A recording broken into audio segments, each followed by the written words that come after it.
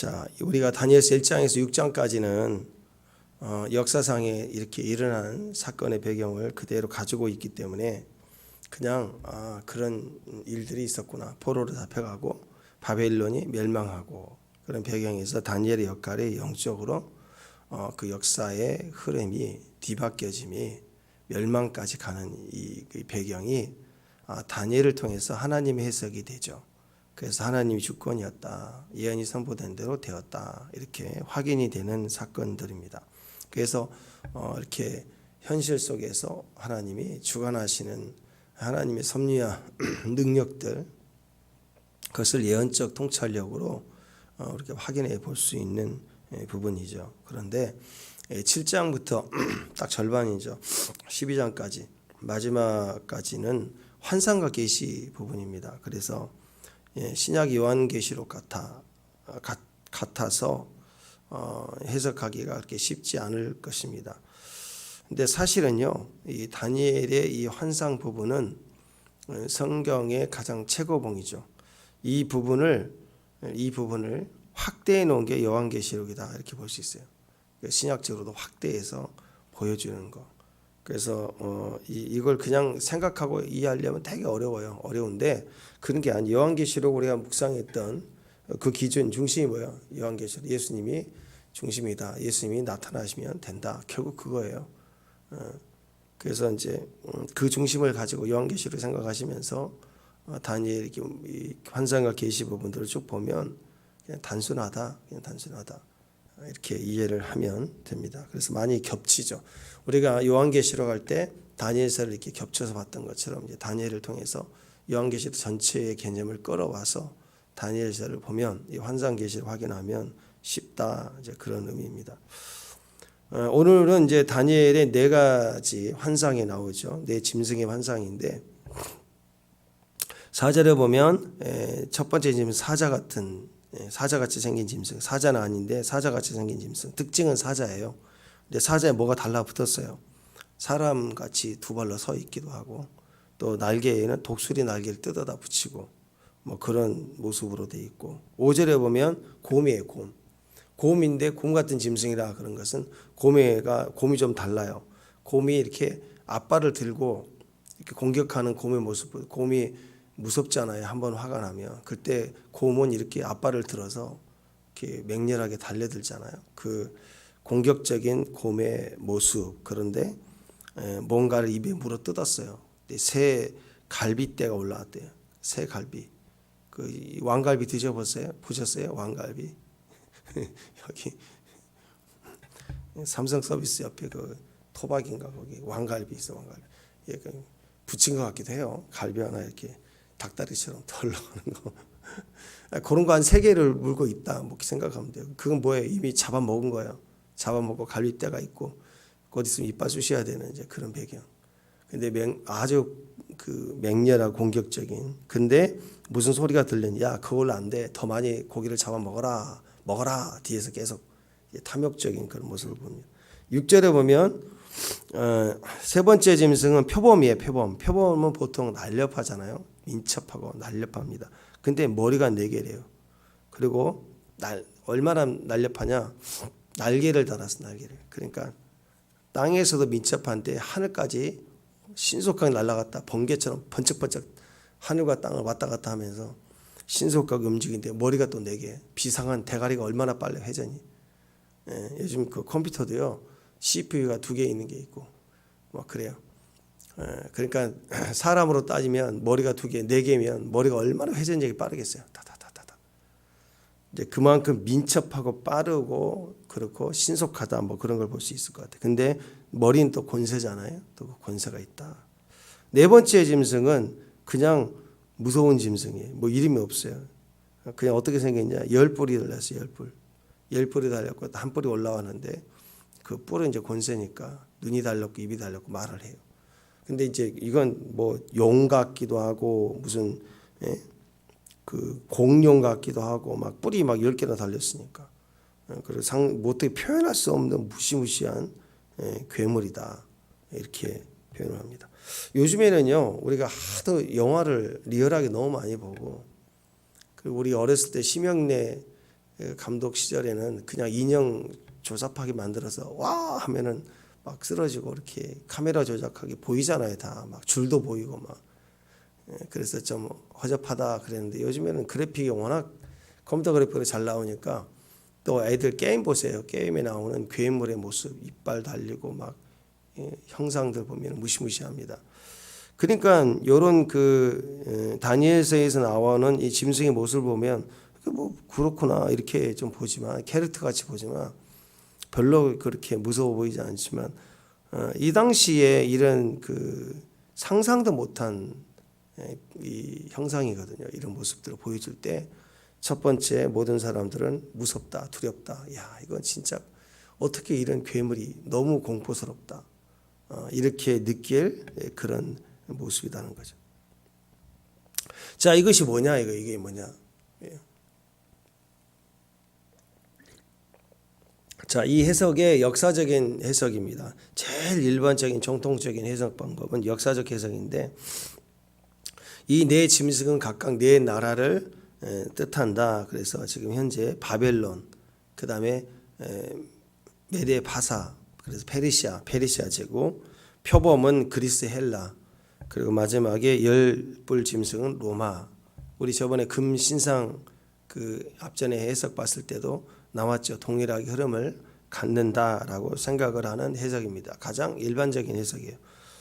살펴보면 사자와 같다. 근데 그 사자의 그 모습이요. 그 날개 달린 사자는 바벨론을 상징합니다. 지금 바벨론 벨사살 왕 때 본 거잖아요. 지금도 바벨론 유적지에 가보면요. 지금 이라크에 가보면 날개 달린 사자 조각들을 쉽게 많이 본다고 그래요. 그러니까 그들의 이미지를 가지고 있었던 모습들입니다. 실로 바벨론의 느부갓네살은 새 중에서 독수리다, 또 동물 중에서는 사자다 이렇게 비유할 만큼 용맹스럽고 포악하고 그리고 주변 국가들을 무지하게 정복했어요. 그래서 3년 만에 아수르를 무너뜨리고 그리고 애국까지 제패하고 바벨론이란 시공 강대국이 절대적 강국이 그냥 등장해 버린 거죠. 그 느부갓네살은 굉장히 포악한 왕입니다. 그런 배경에서 그렇잖아요. 어떤 이상의 지구상에 있었던 왕 중에 자기가 꿈꾸고 그러고 나서 꿈을 알아맞히고 해석하라는 왕이 어디가 있어요? 안 그러면 또 다 죽이겠다 한 사람 어디가 있겠어요? 이만큼 굉장히 포악성이 강한 왕인데 다니엘이 그 배경 속에서 그를 다스리고 하나님이 다스리고 그를 왕의 총리, 근데 실제적인 나라의 권세를 다니엘에게 줬다. 이게 하나님 배경입니다. 거기 보면은 이제 느부갓네살의 이제 꿈을 꿨을 때 황금으로 된 큰 신상 머리 부분에 해당했던 게 바벨론이다 그랬는데요.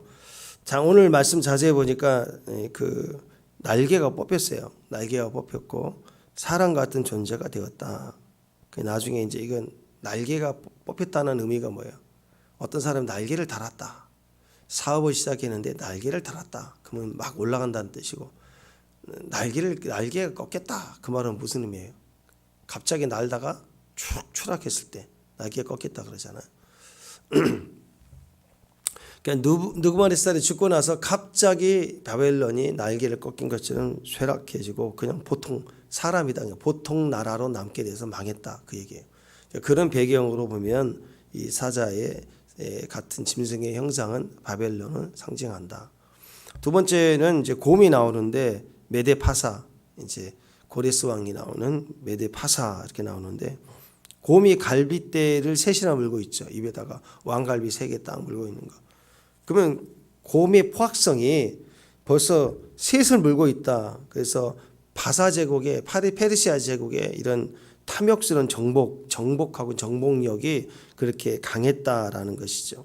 뒤에서 보면은 야 그것도 배부르지 않아. 갈비 3개, 왕갈비 3개 아니야. 너는 더 먹어야 돼. 더 먹어라. 많은 고기를 더 먹어라. 그러잖아요.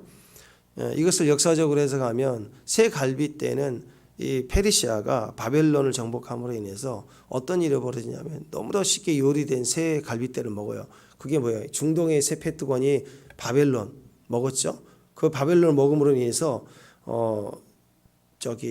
아수르 그다음에 애국 이 새 패권의 역사적 패권을 완전히 다 먹는 겁니다. 배불리 먹었는데 이 세 나라를 정복한 그 페르시아가 가만히 있지 않아요. 그래서 역사적으로 보면 페르시아는 항시군이 항상 언제든지 즉시 싸울 수 있는 군대가 100만 명 이상의 군대를 항상 유지했다고 그래요. 그러니까 페르시아가 얼마나 전투적이었는지 알겠죠. 그리고 역사상 어느 나라와 비교해도 뒤지지 않을 만큼 정복 전쟁을 치렀어요. 누가 전투에 오면 싸우는 게 아니라 정복하러 다녔어요. 그러니까 이 페르시아가 배고파서 탐욕으로 가득 차 있는 곰과 같이 가만히 있지 못한 나라다. 그래서 곰을 페르시아 제국 이렇게 보기도 합니다. 세 번째가 이제 표범인데요. 표범은 그 다음에 그리스 헬라, 여러분 잘 아시는 알렉산더가 나오죠. 표범은 사자나 곰에는 크게 미치지 못하지만 민첩석 하나는 두 짐승보다 빠릅니다. 크기가 작으니까 또 굉장히 빠르죠. 더군다나 여기서 표범은 보통 표범이 아닙니다. 날개가 붙어 있는 표범이 하늘까지 올라가고, 그리고 머리가 되게 비상합니다. 그래서 그런지 알렉산더 대왕이 이끄는 헬라군의 그 기동력은 엄청나게 빨랐어요. 알렉산더는 불과 13년 만에 세계적인 제국을 형성하죠. 유럽 전체를 다 쓸어버려요. 그 당시는 지금이야 뭐 지구 동양도 있지만 그 당시는 전 세계를 제패한 거예요. 이 젊은 나이에 전 세계 제국을 제패합니다. 중동 거기만 제패한 게 아니라 온 세계를 다 제패해 버려요. 머리가 넷이란 말은 이제 맞춰보면 결과적으로는 비상하다 그런 말도 있지만, 그렇죠. 한 나라의 왕이 둘이면 어떻게 돼요? 분열이 나겠죠. 넷이면 또 4명으로 분열이 나겠죠.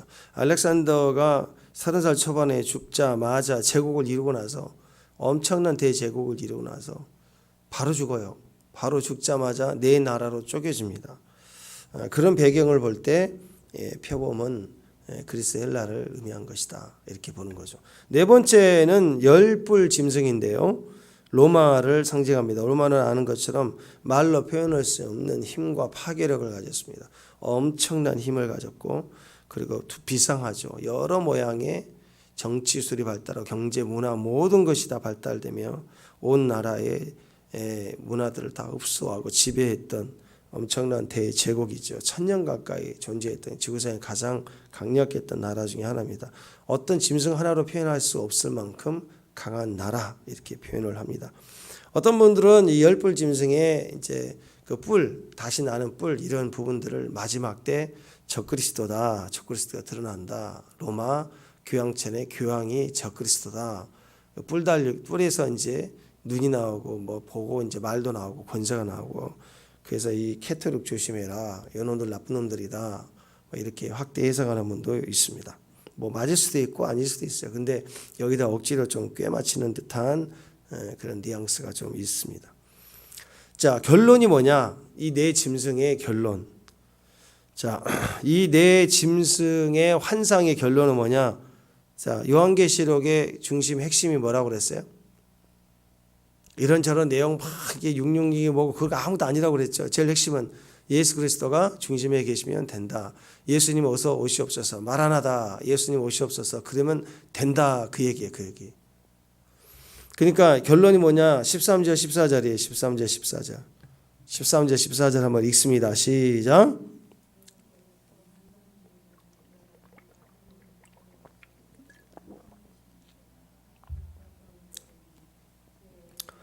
영광과 나라를 주고 모든 백성과 나라들과 다른 언어를 말하는 모든 자에게 그를 섬기게 하였으니 그의 권세는 소멸되지 않은 영원한 권세요 그의 나라는 멸망하지 아니할 것이니라.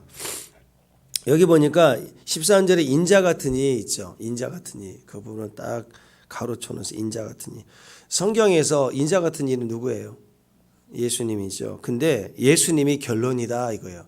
이 내 짐승 난리쳐도 결국은 예수님이 결론이다. 예수님이 다 승리한다. 그 말입니다. 성경에서 인자 같은 이라는 표현이 이렇게 인자란 표현이 나오는 부분 여러 군데 있죠. 기억나시죠? 예. 이 인자라는 것으로 단어로 표현되어 있는 예수님의 모습은 100% 심판주로서의 주님을 말할 때 쓰는 단어예요. 이걸 다 정리해 보니까 인자라고 표현했던 부분들은 예수님을 표현한 부분들은 다 심판구절 관련될 때 나온 표현이더라. 이렇게 정리가 됩니다. 예수님이 심판주로서 말씀하고 행하실 때는 인자라는 표현을 가지고 말씀하신다는 거예요. 예수님이 심판주이시다. 예수님이 최종 승리자가 되신다. 그 얘기예요. 그러니까 이 내 짐승의 모습만 보면 무시무시하고 지금 현재 다니엘과 이 백성들 입장에서는 지금 벨사살 왕 때잖아요. 지금 바벨론 당시예요. 바벨론 당시에 느부갓네살부터 시작해서 무지하게 핍박을 받고 피를 흘려서 이 포로를 끌려온 이 상황에서 바벨론이 영원할 것 같은데 아니야. 걔 깨져. 그리고 쭉 열거해준 나라들마다 무시해요. 야, 이 바벨론 깨지면 돌아가는 게 아니었네. 이 나라들이 곰으로 표범으로 어마어마한 이 로마의 시대에 얼마나 430년 동안 기독교 핍박을 보세요. 정원의 땔감으로 잡아쓰고 하는 그런 모습 얼마나 피를 많이 흘려요. 그러니까 성도 입장에서는 얼마나 두려워. 이렇게 역사가 바뀌는 나라들마다 무서운 곰의 이런 그 표범의 짐승의 모습으로 보여지는 세상은 너무너무 강하고 무시무시하다 이거예요. 우리 너무 약하다. 견딜 수 없구나. 이게 딱 느껴지지 않겠어요? 그러면서 결론이 딱 때려지는 게 그러나 걱정하지 마. 예수님이 심판주야. 예수님이 심판주라는 것을 알려주기 위해서 바벨론은 심판하고 그리고 페르시아도 심판하고 그리스도 심판하고 로마도 심판하는 거야. 예수님이 최후의 심판자야. 예수님이 최종 승리자야. 그러므로 믿는 자들아 두려워하지 말라. 예수만 믿으면 된다. 그 얘기를 하고 있는 거예요.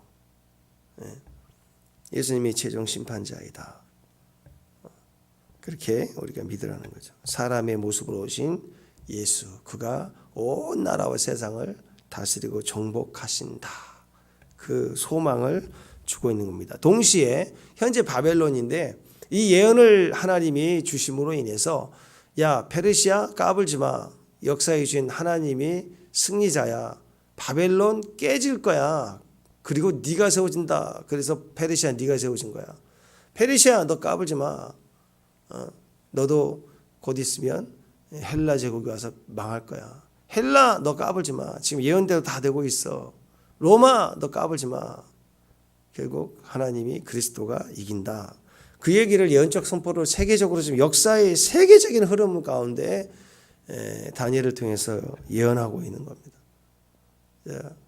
산속에서 금욕주의 생활 한 40년 하면서 아무도 안 만나면서 혼자만 기도하면서 계시를 받아서 썼다고 합시다. 누가 믿겠어요 그거? 이미 바벨론의 총리로서 검증된 위치에 있는 느부갓네살의 꿈의 사건을 통해서 신의 지혜를 가졌다 알려진 그 다니엘이 이렇게 예언하여 기록하는 것은 남길 수밖에 없는 이야기잖아요. 그죠? 역사적으로. 그만큼 대외적으로 하나님이 이 세계 역사의 패권을 쥐고 계신 하나님이시다라는 것을 선포하고 실제로 역사가 그렇게 흘러갔다라는 것입니다. 하나님이 심판주이시다. 예수님이 최종 승자가 되신다. 이 믿음 안에 서 있으라라는 거죠. 자, 이것을 영적으로 좀 해석을 해보면 이 영적으로 우리에게 현재 영적 의미로 역사적이 아니라 영적으로 해석해 본다 하면 저는 이 의미가 훨씬 더 크다고 생각합니다. 이 짐승은 이 세상의 역사는 마귀 세력을 보여주는 것이다. 이렇게 보고 있어요. 2절 3절 한번 읽어요. 2절 3절 시작.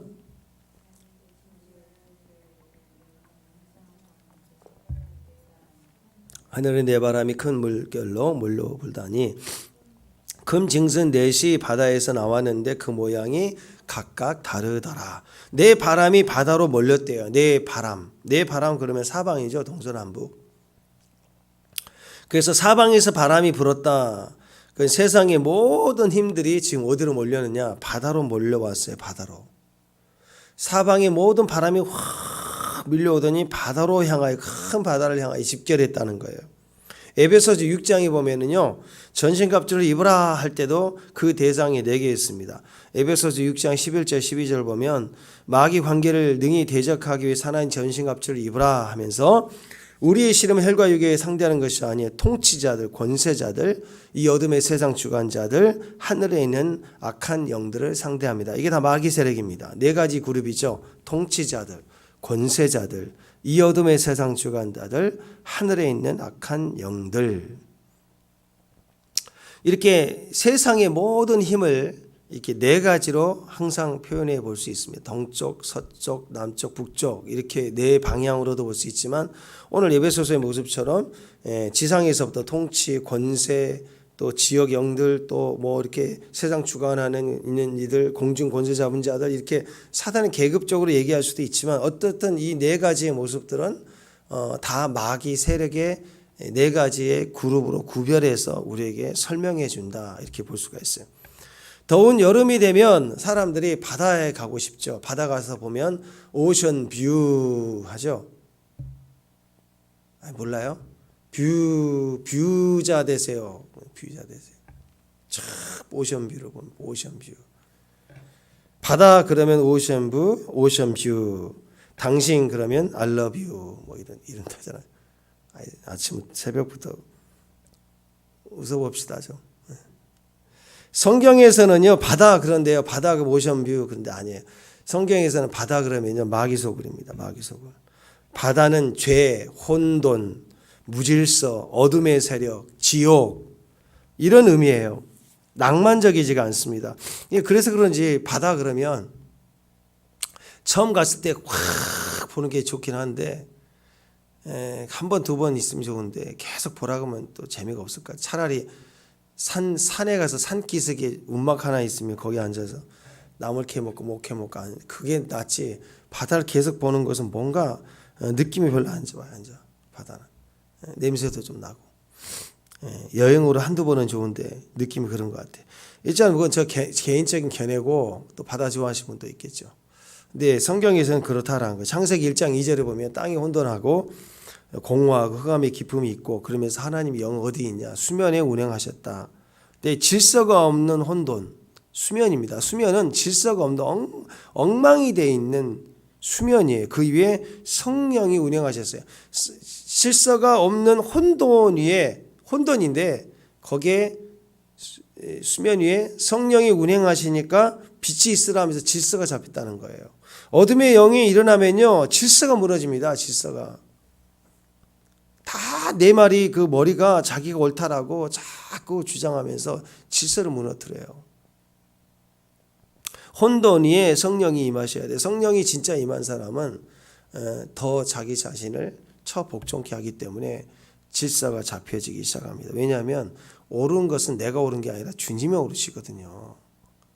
그래서 주님이 다스리게 해야 돼요. 내가 칼자리 쥐고 힘드는 게 아니라. 바다에서 뭔가 일어나요. 그러니까 이렇게 내 사방의 모든 힘이 바다로 집결하자마자 갑자기 바다에서 뭔가가 일어나요. 확 하고 일어나요. 뭐가 일어날까요? 성경에 보면 리워야단 또 두 짐승 그런 게 있잖아요. 요한계시록 13장에 보면 그 무시무시한 사건이 터지잖아요. 바다에서 한 짐승이 나오는데 뿔이 열이요 머리가 일곱이라 그 뿔은 열 왕관이 있고 그 머리는 신성 모독하는 이름들이 있더라. 자 이게 결국은 하나님을 모독하는 이런 사탄의 모습. 그러니까 종합해 보면 이거예요.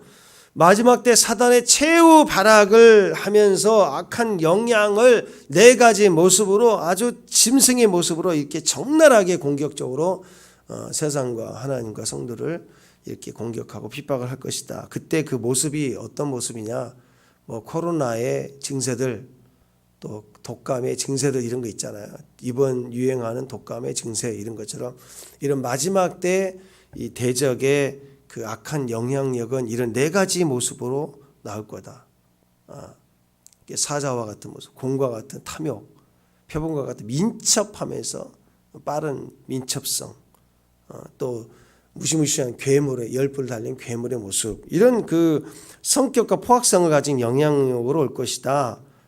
이렇게 이해해 볼 수 있습니다. 자, 그러면 네 짐승과 사람의 차이가 뭘까요? 이 네 짐승과 사람.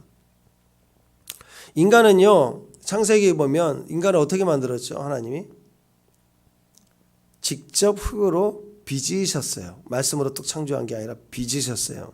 그리고 그 코에다 생기를 훅 하고 불어넣습니다. 그래서 창세기 2장 7절에 보면 하나님이 땅의 흙으로 사람을 지으시고 생기를 그 코에 불어넣으시니 사람이 생령이 되니라. 이래서 인간만이 가질 수 있는 독특함이 뭘까? 인간만이 가질 수 있는 독특함 딱 하나예요. 생기예요. 생기. 생기가 있기 때문에 인간만이 하나님과의 관계를 가질 수가 있어요. 유일한 독특성입니다. 하나님과의 관계가 생기로 교통되기 때문에 생기가 없으면 교통이 안 돼요. 생기가 없는 예배를 뭐라고 그래? 종교라고 그래. 종교. 성령이 없어요. 성령 없이 우리끼리 막 예식하고 예보를 하고 뭐 한다고 하는 거 전부 그게 사람이 만든 교리고 예식이지 제사이지. 거기는 생기가 없어요. 거기는 오히려 귀신이 있죠. 귀신이. 하나님의 영이 없어요. 하나님과 교제하는 것이 아니에요. 하나님과의 관계가 생기로 교통되어지는 거. 그게 예배. 그래서 인간만이 참 예배가 가능합니다. 인간만이 하나님과의 교제가 가능합니다. 그래서 하나님과의 사귐, 나눔, 참여, 교제, 동행 이게 가능한 유일한 존재가 사람이 인간입니다. 그러니까 상대적 입장에서 볼 때 짐승이라는 것은 사람보다 무시무시한 강한 힘, 능력, 지배할 만큼의 지혜, 민첩함, 탐욕적 이 모든 것이 너무너무 강해. 사람은 이길 수가 없어요. 세상이라고 하는 힘은 너무 강력한 거예요. 그런데 그 세상이라는 이 짐승의 영향력을 가진 세상이라는 것에는 사람을 능히 이길 수밖에 없는 강한 힘을 가졌지만 거기에는 생기가 없어요. 하나님과 교제가 없단 말이에요. 우리는 아무런 힘이 없지만 하나님과의 교제가 있다. 생기가 있다. 그 생기로 사는 존재다. 마치 뭐가 같냐면 양을 보세요. 양은 다른 짐승과 달리 하다못해 뭐 무서운 이빨이나 뭐가 있어서 공격을 좀 받을 때 이길 수 있는 무서움이 있어야 되잖아요. 하다못해 얼룩말 같은 경우도요. 또 이 기린 같은 거 보면은 풀만 먹고 순하지만 사자가 이렇게 때로는 공격할 때 사자가 막 꼬리를 물고 덤벼들 때 잡혀 죽을 때도 있지만 놀래가지고 이 기린이요 뒷발질할 때 사자 한 방 맞으면 사자도 갈비뼈 부러져 죽어요. 하다못해 그런 게 있는데 양은 뭐 쇼다리에다가 뭐 털만 많지 지가 가다 털 많을 때 넘어지면 못 일어나요. 양은요 이빨이 강하나 뭐 아무 눈도 이쁘지도 않아요. 진짜 양은 어디다가 자기 하다못해 고슴도치처럼 저기 가시라도 있든지 아니면 그 스컹키처럼 뿡하는 냄새라도 독해든지 뭐가 있어야 되는데 방어 능력이 아무것도 없어요. 아무것도 없어. 근데 초원을 뒤덮일 만큼 번식력과 힘을 가진 양 어떻게 보호를 받습니까? 목자를 통해서 보호받아요. 목자를. 양이 제일 잘하는 게 목자 음성 듣는 거예요. 호주의 그 대벌판에 그 실험한 거 보니까 관광객들이 외쳐도 절대 움직이지 않는데 한 사람이 모자 쓰고 나타나서 뭐라고 외치니까 양들이 다 달려와요. 보니까 주인이야 주인. 그거 보니까 야 양들은 주인 음성을 듣는구나. 근데 그것이 생기의 생기 교제. 내가 너를 알고 너도 나를 아는 양쪽 관계가 사귐, 나눔, 참여, 동행 이것이 성도의 유일한 무기고 그것이 생기로 가능해요. 생기. 하나님과 능력이 아무리 많아도 하나님과 교제가 있을 수 없는 상태가 짐승입니다. 짐승. 그러므로 하나님 관계가 없는 권력, 짐승 같은 권력이에요. 하나님 관계가 없는 노력, 짐승이 하는 열심과 노력이에요. 하나님 관계가 없는 돈, 하나님 관계가 없는 인맥, 하나님 관계가 없는 힘, 하나님 관계가 없는 인기, 짐승 같은 탐욕, 욕망, 민첩성 그런 거예요. 죄에 속한 영향력입니다. 자기 인생이 짐승 같은 인생이 되려면 단순히 하나님 관계를 깨고 살면 돼요. 그건 짐승 되는 거예요. 자기도 모르게. 참 어리석은 모습이죠. 하나님과의 관계를 깨면서까지 주의를 건들고 예배를 건들면서까지 뭘 좀 더 해보겠다고 뛰는 것처럼 어리석은 게 없어요. 그냥 짐승 수준으로 그냥 가는 길로 들어선 거예요. 그렇게 그때는 아무리 말려도 안 들어요. 결국 짐승같이 울부짖으며 후회하며 이를 갈며 무너진다고요. 빈손 빈머리 된다고요. 하나님 관계를 미루면서까지 뭘 해볼 생각을 해서는 안 돼요. 해서는. 다니엘의 내 환상, 내 짐승 환상의 끝은 뭔가요? 그 끝은, 무시무시한 끝은 하나님의 나라. 뭘 의미합니까? 인생의 목적은 하나님과 교제라는 거예요. 하나님과 교제의 대표성이 바로 예배입니다. 사람은 예배를 통해서 하나님과 교제의 생기가 넘쳐나고 살아나게 되는 거예요. 창세기에 사람이 흙으로 아무리 멋지게 만들어졌어도 훅 생기를 불어넣지 않았으면 흙에 흙. 생기를 불어넣으시니까 흙으로 만들어진 사람이 진짜 사람이 됐어요. 움직였단 말이에요. 무능하고 죄인된 인간, 이 짐승 같은 인간도 예배할 때 하나님의 생기가 부어져요. 여러분, 예배하면 생기가 부어져요.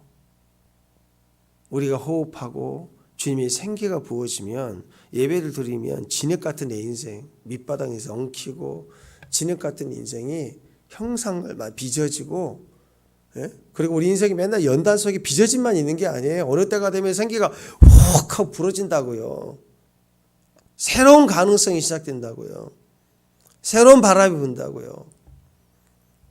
우리 인생이 연단이 끝나고 움직이는 시대, 사무엘상과 사무엘하가 나눠지는 구역이 되는 건 생기로 확 부어져야 돼. 다윗을 빚는 시간이 사무엘상이었다면 사무엘하가 들으면서 생기가 불어서 다윗을 살게 하는 역사를 써내려 가셨다. 예배는 생기하고 연결되어져 있습니다. 그러니까 예배할수록 생기가 부어지고 생기가 넘쳐나게 돼요. 우리 인생에도 생기가 넘쳐나요. 우리 모습들 보세요. 생기가 죽은 사람들은 교회 와도 가만히 조용하잖아요. 왜 이게 조용하니? 그러면 임재기도예요. 임재기도가 아니라 보니까 푹 죽어 있는 거예요. 근데 보니까 교회는 찬양이 넘쳐나야 되고 막 뛰어야 돼. 우리 시우 들어오면서 예배 중에 제일 뛴 사람은 시우밖에 없는 것 같아요. 주일날 문 열고 들어오면 입이 쫙 벌어져 갖고 저기서부터 모르시죠? 여러분 앞만 보시니까 딱 눈 마주치면 벌써 돼서 문 열고 딱 들어오면서 저를 보더니 쫙 입이 벌어집니다. 그 다음부터 뛰어 막 달려 돌아다니는. 제일 생기가 펄펄 나요. 펄펄. 뭘 알고 깨달아서 뛰는 게 아니고 일단 뛰고 보는 거예요. 이게 살아있다는 거 아니에요. 살아있다는 거. 생기가 그 사람의 하나님과의 관계를 말해주는 거예요.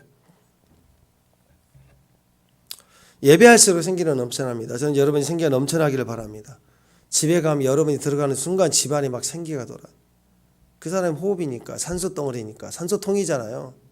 여러분의 산소통이. 교회 오면 그 사람만 오면 막 산소통이 터지는 거예요. 어떤 사람은 그 사람 오면 가스통이야. 그냥 다 가스예요. 가스 품어 피해. 어떤 사람은 오기만 하면 막 생기가 막 솟아요. 생기통이 팍. 시장에 가도 시장 아저씨가 막 생기가 돋아. 그래서 막 콩나물 하나 더 주고 막. 사람을 살리는 생기 같은 사람. 예수 믿는 사람들 그렇습니다. 왜? 성령으로 충만하니까. 마귀는요 숨통을 조여서 보세요. 이 내 짐승의 모습을 보면 누가 숨쉬겠어요. 네 마리 짐승이 여기 있는데 사자가 있고 곰이 있고 표범이 있고 10뿔 짐승이 여기 있다고 생각하면 숨통을 조이죠. 숨을 못 쉬게 만들죠. 얼마나 무시무시하는데. 근데 예수님이 계시면 어때요? 생기가 되면 예배하면 산소망, 예수 나의 산소망, 길을 만드시는 하나님. 마귀는요 변형을 잘하죠. 모양을 바뀌어가면서 매일 이 모양 저 모양. 그래서 네 마리의 모습 본질로 이랬다 저랬다 쑤셔대는 거예요. 바벨론, 페르시아, 헬라, 로마라는 할 수 있는 모든 흉악한 모습을 다 사람들이 두려워하는 사자, 곰, 표범의 모습으로 거기다가 이것저것 더 붙여갖고 무섭게 나왔는데 마지막에는 무슨 모양인지도 모르는 온갖 괴물을 만들어놔서 이렇게 형상으로 와 이런 괴물 모습을 드러냈어요. 그들의 힘은 너무 강하다는 거예요. 너무 강하다. 근데 그 힘은 어떤 힘이에요? 짐승의 힘이에요. 짐승의 힘. 동시에 자기 형상을 만들어 놓고 숭배하게 만드는 이상한 짓을 해요. 그러니까 각 나라의 통치자의 배후에는 꼭 이런 마귀가 있어요. 그들은요 짐승의 힘같이 무시무시한 힘이 있고 권세를 다 가진 것처럼 얘기하며 은근히 자기 형상을 만들어 숭배하게 만드는 이상한 짓을 꼭 해요. 꼭 모든 통치자들마다 이상하게 자기 무슨 그리고 그 대통령 그 마침에 무슨 또 꼭 그 기념사업 그런 거 왜 하는지 모르겠어요. 그거 뭐 대통령 안 돼봐서 모르지만 그거 뭐 엄청난 업적을 내는 것처럼 뭐 이렇게 그 재단 만들 만큼 힘 있는 사람들은 미리 만들고 하면 안 되나? 돈 많을 때. 그거 어떤 지혜 나중에 죽기 전에 재단 만들고 죽고 그러지 말고 이양하려면. 그게 뭐냐면 다 자기 이름 남기는 거예요. 자기 이름. 꼭 그런 겁니다. 무시무시한 힘을 가진 사람이 그 다음에 뭐 하느냐? 자기 숭배하게 만들 이름 남기는 이상한 짓을 하더라. 각 나라의 통치자 배후는 뭐가 있다. 그래서 항상 이런 마귀가 있어요. 특히 독재 정권을 보면 그렇습니다. 각 나라의 통치권을 통해서 마귀가 장난치고 있다. 이렇게 볼 수가 있어요. 그래서 디모데후서 1장 2장 1절 2절을 보면 내가 첫째로 권하노니 모든 사람을 위하여 간구와 기도와 도고와 감사를 하되 임금들과 높은 지위에 있는 모든 사람을 위해서 하라. 이는 우리가 모든 경건과 단정함과 고요하고 평안한 생활을 하려 함이라. 지금 세상은 문화를 통해서 지금 매일매일 보고 또 보고 그리고 핸드폰 맨날 보고 또 보고 그러잖아요. 영화, 게임. 그 배후에 뭐가 있어요? 마귀가 자기 형상 이 네 가지 모습을 극대화시켜서 더 아름답게 미화시켜서 계속 보고 또 보게 해요. 우리 어렸을 때 전설의 고향 하면 그 징벌 치는 소리만 나와도 무서웠어요. 부 뭐 이러면서 뭐 기억나요? 초롱불 하나에 왜 여인이 머리만 풀고 앉아 있어도 막 무섭고 막 벌써부터 무서웠어. 그다음 후레쉬 밑에 하나 켜고 확 나타나는 형상. 그게 제일 무서운 거 있잖아. 요즘은요 아무것도 아니에요. 뿔도 온갖 잡뿔이 다 나와 있고요. 하여튼 형상도 그런 형상도 없어요. 얼마나 진화되고 날카로운 이빨에 머리가 몇 개고 흉상 이런 흉상이 문화를 통해서 미화돼 갖고 애들은 게임하면서 매일 접해요. 여러분 게임 안 보셨죠? 게임 캐릭터만 보세요. 얼마나 무시무시한 괴물이 많은지. 근데 이게 인기 캐릭터가 돼 가지고요. 아이들이 이제는 너무 익숙해졌어요. 그래서 뭐라고 하냐면 이런 괴물의 캐릭터를 갖고 싶어요. 귀엽대요. 어머 이번에 악당이 너무 귀엽다. 귀엽대요. 이런 형상의 인형을 갖고 싶어 해요. 우리 어렸을 때는 백설공주 무슨 뭐 마징가 제트 이런 대장만 갖고 싶지 거기 밑에 캐릭터 만들지도 않았어요. 근데 요즘에는 무슨 게임이나 영화에 그 상대편의 빌런을 막 다 갖고 마귀 악당 세력의 대장을 막 캐릭터 가지려고 하고 뭐 그런 게 많아요. 익숙해졌다고요. 마귀를 미워하고 도깨비하고 사랑을 하고 맨날 이렇게 만들어놨다고 지금 문화가. 이런 문화를 통해서 우리를 미혹하고 공격해요. 그러니까 이런 내 제국의 힘, 짐승의 힘, 배후에 있는 포악한 왕들의 배경 속에 정치적으로 이상한 법을 만들고 무너뜨리고 이제 뭐 내일 나오겠지만 이런 일들을 통해서 나라를 복잡하게 하고 성도 신앙생활을 방해하고 그리고 우리를 괴롭히는 그래서 높은 임금들과 높은 지위 있는 사람이 승부하라. 디모데 전서에는 이야기하고 있는 것입니다.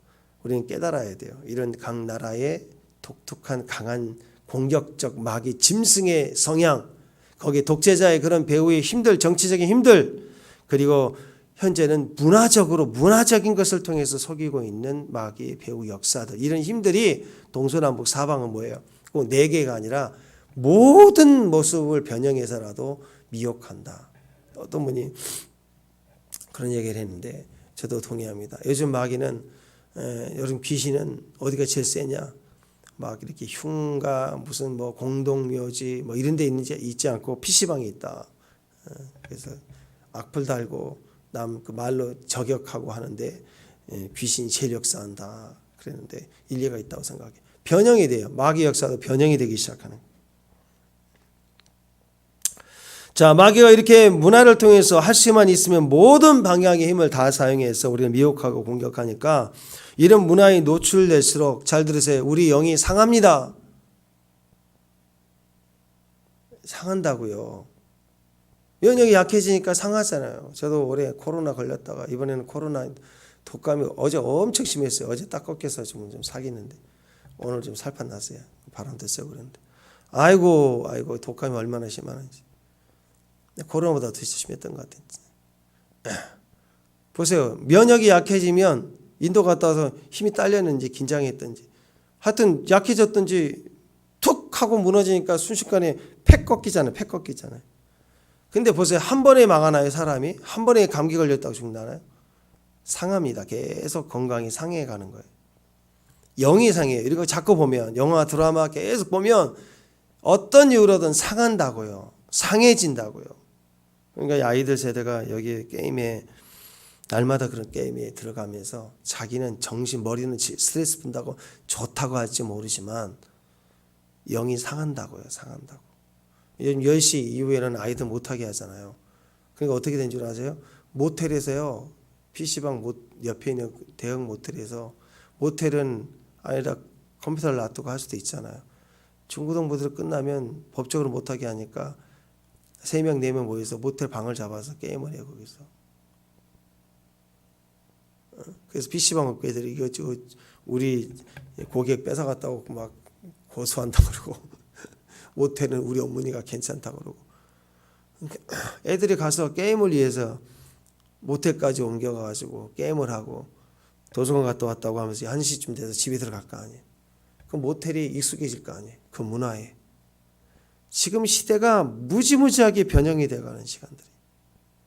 배우의 악한 영이 이렇게 우리를 상하게 한다고요. 문제는 한 번, 두 번 접촉마다 영이 상한다는 거예요. 영이 상해가는 거예요. 그러나 이 모든 배후의 끝은 예수님이다. 인자가 심판주이시다. 최후 승리한 예수님이다.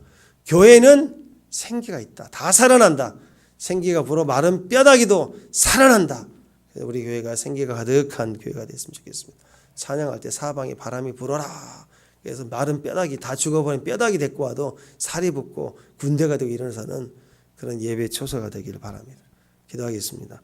하나님의 생기로 교제하고 넘치는 주의 사명을 이루는 주의 종들이 되게 하옵소서. 예배의 축복이 넘쳐나게 하옵소서. 예배의 가능성이 임하실지어다. 예수님의 이름으로 기도합니다.